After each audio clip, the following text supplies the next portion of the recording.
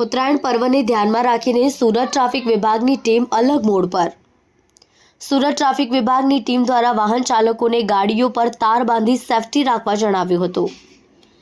પતંગના દોરાથી બચવા માટે ટ્રાફિક વિભાગની ટીમ દ્વારા વાહન ચાલકોને રોકી ગાડીઓ પર તાર બાંધવામાં આવી। બાળકોને ગાડી પર અગાડી ન બેસાડવા માટે પણ ટ્રાફિક વિભાગ દ્વારા અપીલ કરવામાં આવી છે।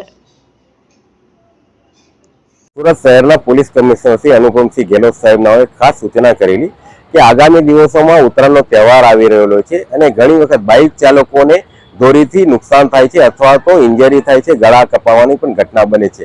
આવી ઘટનાઓ નિવારી શકાય તે માટે ટ્રાફિક વિભાગ તરફથી તેઓના બાઇક છે એની આગળ સેફટી ગાર્ડ લગાવવામાં આવે છે। અગર એને નહીં લગાવી હોય એને અપીલ કરવામાં આવે છે કે આવા સેફટી ગાર્ડ લગાડે, લોકોના ગળા ન કપાય તે માટે નેક ગાર્ડ પહેરે, તેમજ કોઈ બાળકોને આગળ બેસાડતા હોય તો આવી દુર્ઘટના ન બને તે માટે બાળકોને પાછળ બેસાડે એ પ્રમાણેની અપીલ કરીએ છીએ અને દરેકને સમજ કરીએ છીએ।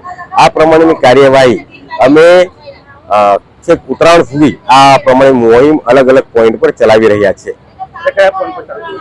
હાલ વાય જંકશન ખાતે તેમજ ગાંધીકુટર ખાતે આ પ્રમાણેની કાર્યવાહી ચાલુ છે।